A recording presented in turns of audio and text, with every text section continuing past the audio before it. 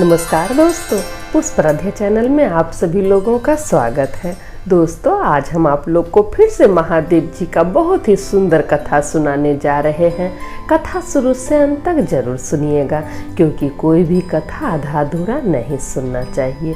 और दोस्तों, कथा के अंत में हम कुछ भाई बहन का नाम लेंगे और उनके लिए महादेव जी से प्रार्थना करेंगे।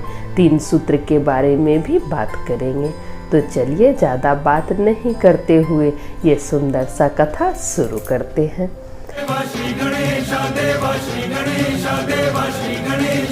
एक मजदूर था।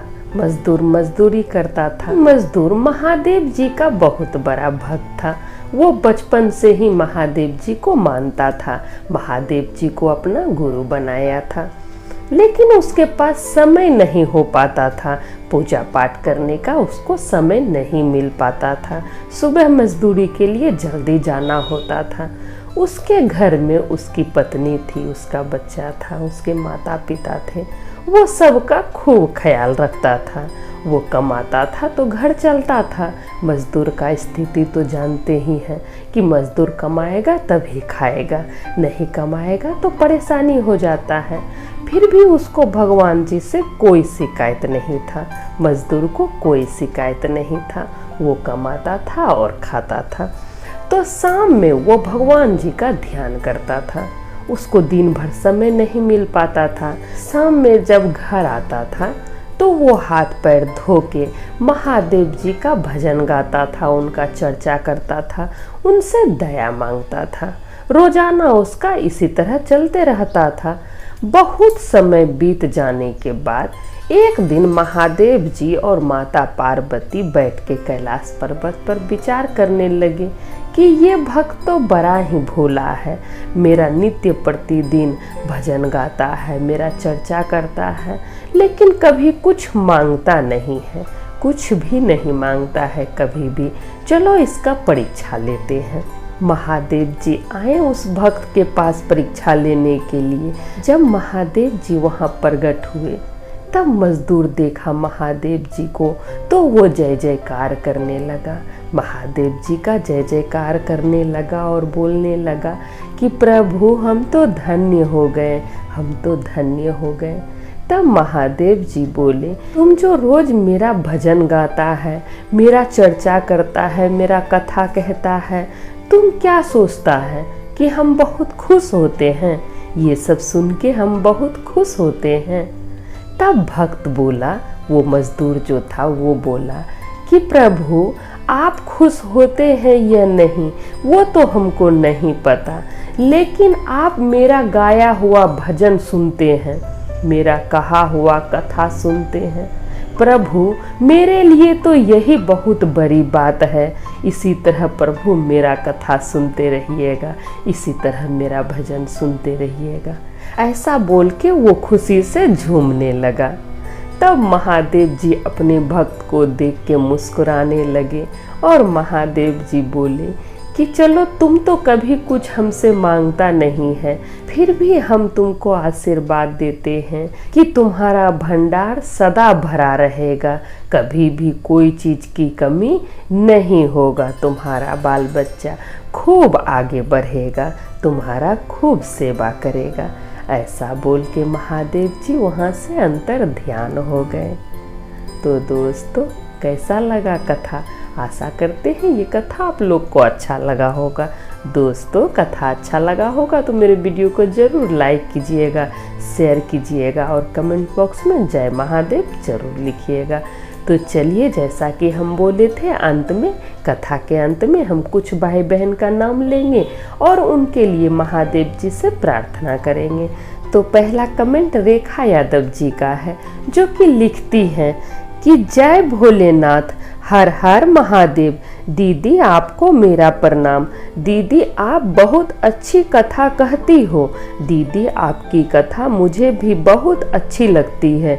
दीदी मेरे जीवन में भी बहुत बहुत दुख है। दीदी आप मेरे लिए भी शिव गुरु से प्रार्थना करना, मेरे लिए भी शिव गुरु से दया मांगना। दीदी मैं अपने पति और बच्चे से बहुत दुखी हूँ। मैं भी महादेव जी की पूजा करती हूँ, पर न जाने महादेव जी मुझ पर दया क्यों नहीं कर रहे हैं।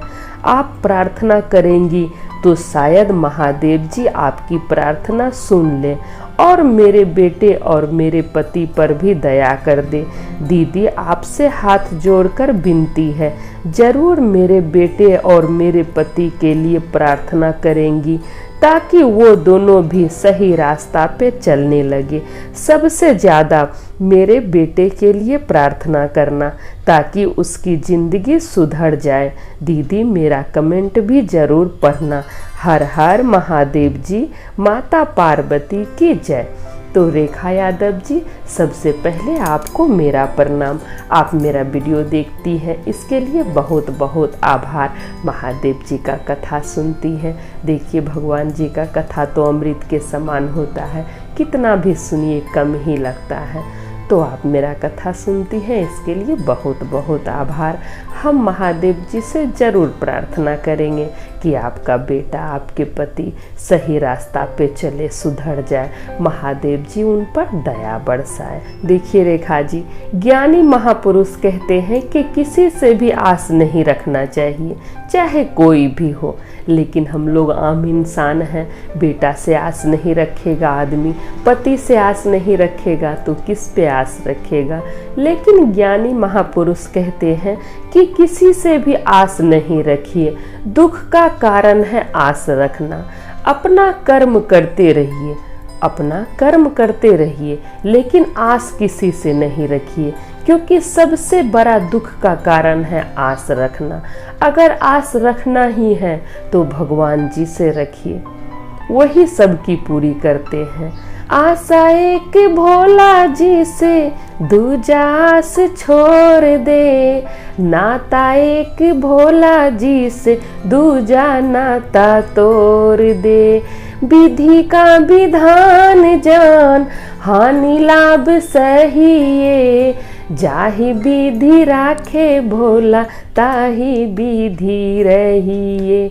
भोला जी, भोला जी, भोला जी कहिए, जाहि विधि राखे भोला ताहि विधि रहिए। तो आप महादेव जी की भक्त हैं, उनकी पूजा करते हैं, महादेव जी जरूर सुनेंगे। महादेव जी सबकी सुनते हैं, थोड़ा समय लगता है लेकिन सुनते जरूर हैं। महादेव जी के लिए कोई खास नहीं रहता है, महादेव जी के लिए सब कोई खास है, कोई एक आदमी खास नहीं होता है। आप महादेव जी की भक्त हैं, उनकी पूजा करते हैं, उनसे दया मांगते हैं तो महादेव जी जरूर सुनेंगे। थोड़ा देर हो रहा है लेकिन सुनेंगे जरूर। महादेव जी से दया मांगते रहिए। महादेव जी अपने भक्त को दुख में नहीं देख पाते हैं। कहता है न कि जिसके भाग्य में ब्रह्मा जी कुछ नहीं लिखे होते हैं, उसके भाग्य में महादेव जी लिख देते हैं। तो उन पर आस बनाए रखिएगा, अपना आस्था बनाए रखिएगा। महादेव जी सब ठीक कर देंगे, सब दुख दूर करेंगे। अपना कर्म करते रहिए। आप हमेशा देखिए कि आपके वजह से कोई आदमी दुखी ना हो, किसी को कष्ट ना पहुँचे। महादेव जी आपकी प्रार्थना जरूर सुनेंगे। हम भी महादेव जी से प्रार्थना करेंगे कि आपके जीवन में जो भी कष्ट है सब दूर हो जाए, पति बच्चा सुधर जाए और आपका जीवन खुशियों से भर जाए। अगला कमेंट है जो कि लिखते हैं, कोलकाता से हैं और लिखते हैं, नमस्ते आंटी, मेरा नाम रोहित रंजन विशाल साहिल है। मैं और मेरी मम्मी आपकी सारी वीडियो देखता हूँ। हम लोग कोलकाता से हैं। हम चाहते हैं कि आप हम चारों भाई का नाम लें और हमारे लिए शिव गुरु से प्रार्थना करें कि हम चारों भाई अच्छा से पढ़ें लिखें। हम महादेव जी से जरूर प्रार्थना करेंगे कि आप चारों भाई का प्रेम राम लक्ष्मण भरत शत्रुघ्न के तरह बना रहे और खूब तरक्की कीजिए, खूब पढ़िए, खूब लिखिए, खूब आगे बढ़िए। हम महादेव जी से जरूर प्रार्थना करेंगे और अपने माता पिता का भी ख्याल रखिएगा, उनका ध्यान रखिएगा। जो बच्चा अपने माता पिता की सेवा करता है वही बच्चा आगे बढ़ता है। तो अपने माता पिता की खूब सेवा कीजिएगा। दोस्तों, भगवान जी के लिए सब खास होता है, तभी तो महादेव जी देवता के, दानव के, पशु के, पक्षी के, सबके देवता हैं। उनको याद करने का 3 सूत्र है। 3 सूत्र के माध्यम से उनको याद कर सकते हैं, उनसे दया मांग सकते हैं। पहला में है कि हे शिव, आप मेरे गुरु हैं, मैं आपकी शिष्या हूँ, मुझ शिष्या पे दया करे, प्रभु दया करे। दूसरा में है चर्चा करना। जब भी खाली समय मिले तो महादेव जी का चर्चा कीजिए, उनका कथा कहिए, उनका भजन गाइए।